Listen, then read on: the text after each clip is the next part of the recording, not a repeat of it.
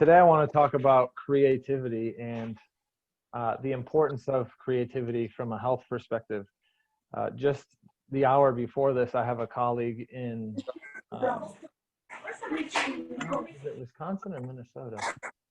I'm blanking right now, but she's in the Midwest somewhere, and she's an osteopath, and um, she's an osteopath. She's conventionally trained osteopath. She used to work in hospitals as medical doctors do, and she reached burnout. So basically, this last hour, she's got a book coming out on Sunday called Right Brain Rescue. It'll be on Amazon. There's a 3-day free Kindle download promotional period, so I'd recommend you guys pick that up. Basically, her name's Dr. Lara Salyer, and the book is a memoir of her experience as a jump into the medical profession to help people.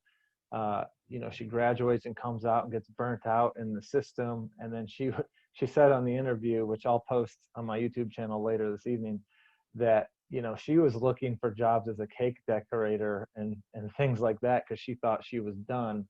And ultimately she found functional medicine, went to a seminar, fell in love again, and basically just broke up with conventional medicine or the system anyway. And now she's a functional medicine osteopath in small town Wisconsin, I believe it is, and she's loving life. And so we did about a 30-minute interview about the book and about the topic, and basically what rescued her was her right brain. And your right brain is the creative brain. So if you're singing or dancing or doing artwork or just imagining or making things up, that's all right brain.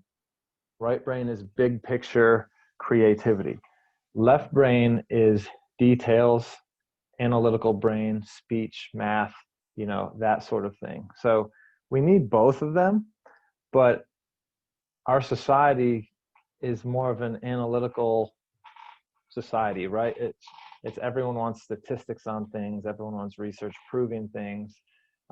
Even to some extent, playing sports is more analytical and left-brained because there's hard rules and there's details and there's techniques you have to do. But what's interesting, is I'm listening to a book on trauma right now, and it's talking about trauma from soldiers with PTSD to sexually abused to the whole spectrum of trauma. And the doctors in the book is talking about how we're born with a right brain and we develop the left brain. So by the time you're a toddler and you start speaking, your left brain is growing at a fast rate. But we're actually born right brain. We're born creative. We're born to imagine and to draw and color and just be in awe of the world around us. And so it's important to have balance between the two. And I don't know about you guys, but I'm in a left brain world, and I'm a creative person if I let it happen. But and I've tried to bleed it into what I do, like putting the pieces together, looking at you as a puzzle or a crime scene, like being creative that way. But I could always be more creative. And so we were talking on the interview about how do you bring more creativity into life. And I think that's important now more than ever, because not only are we in a society that drives left, promotes left brain, but we're now in a society that's quarantined and isolated. Okay. And so if you're quarantined because of COVID or whatever, and you feel locked in by the 4 physical walls of your house, well, what's one way to escape that? With your right brain, right? So imagination, meditation, prayer, creativity. You could look at it like, oh, woe is me, I wish I could leave.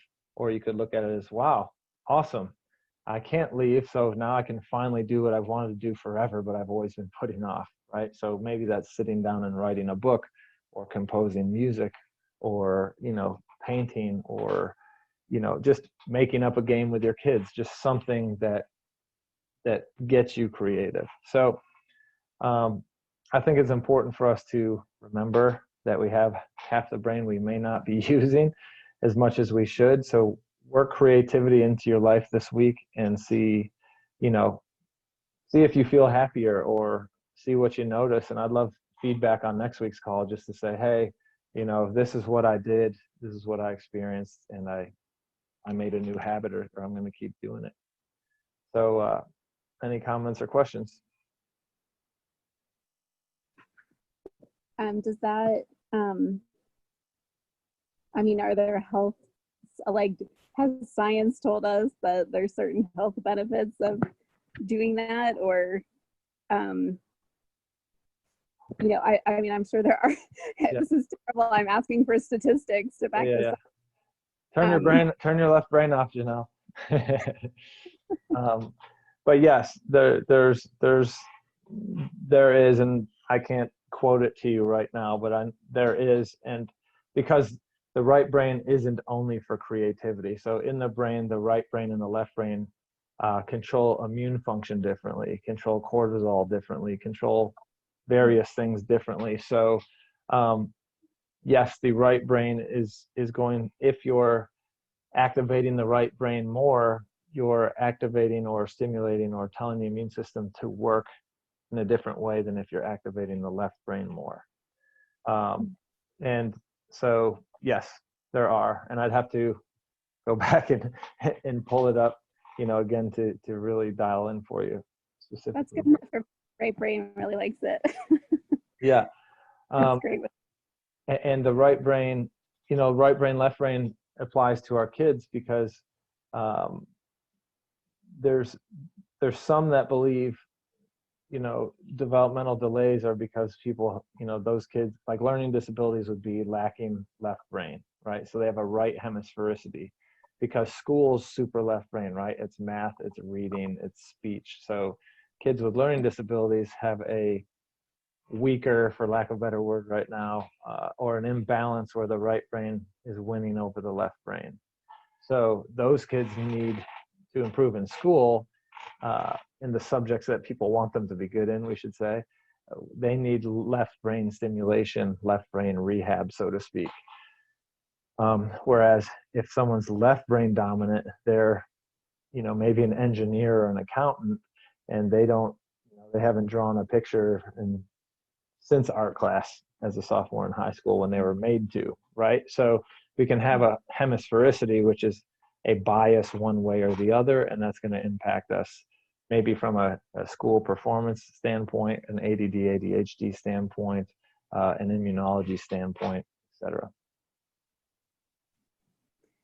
Yeah, I think this is like hugely important, because we saw this in our family, because we were so focused on getting Cora better, like 3 and 2 and even 1 year ago.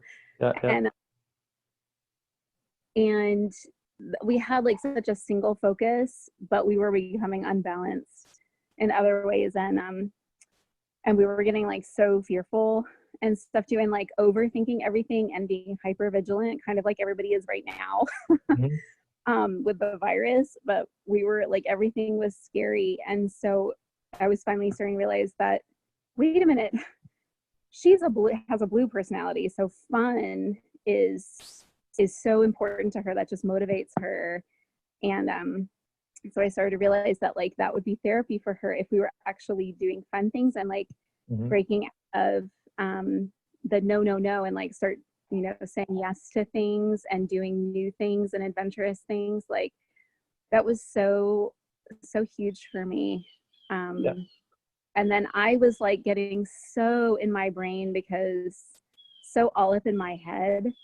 And my health has really suffered too. And I've found that even just like saying no to that analysis paralysis, like you really can like make a decision, like, no, I'm not going to go there right now. I'm going to, go outside, or, do something relaxing, or just distract myself somehow. And that's actually so much healthier than just like me going round and round in my head trying to prove something to myself, or I don't know. Oh yeah, and in my book, in chapter 10, I believe, when I'm talking in chapter, in chapter 10, I talk about how you can't Google yourself well, right? And so people who are trying to heal themselves, like, you're suffering, right? So you get hyper analytical. I'm going to find the cure. I'm going to Google. Like, kids go to bed, I'm going to Google, right? And then that gets you really left brain, but then you're up when the sun's gone down and you've got the blue light driving you, right? So you're driving cortisol, you're messing with your sleep, you're messing with your immune system.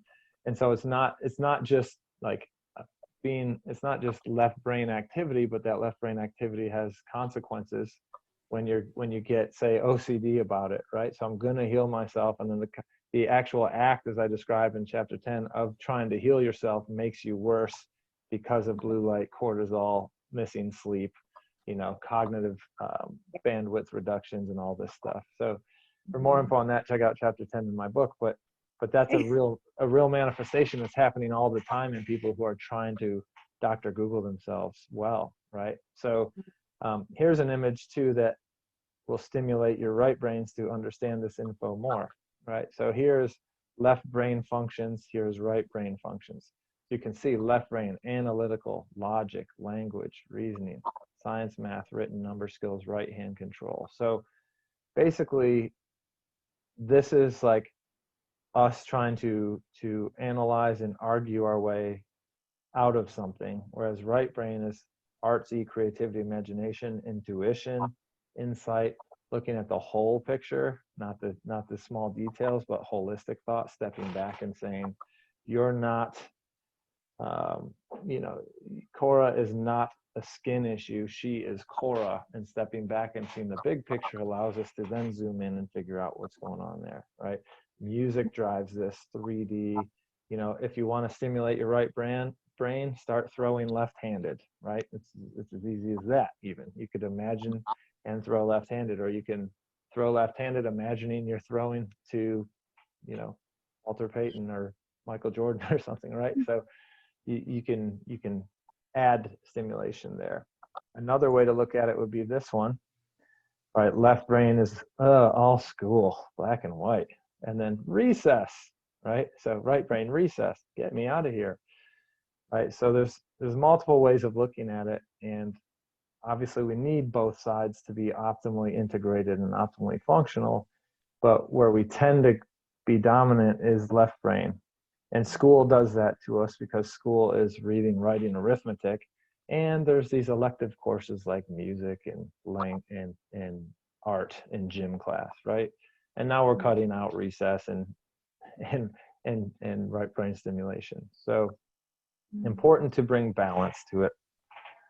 That's the main point here. And then, I guess secondary to that is just we can use creativity to bring the right brain back into the picture. And by doing so, it's likely that you would notice positive changes in your life. Janelle, like you already said, you have, maybe in mood and maybe just in total enjoyment of the day-to-day. So this week, add some intentionally and observe, does it make a difference in your mood and in your experience of just, how was my day? And come back and report back to us.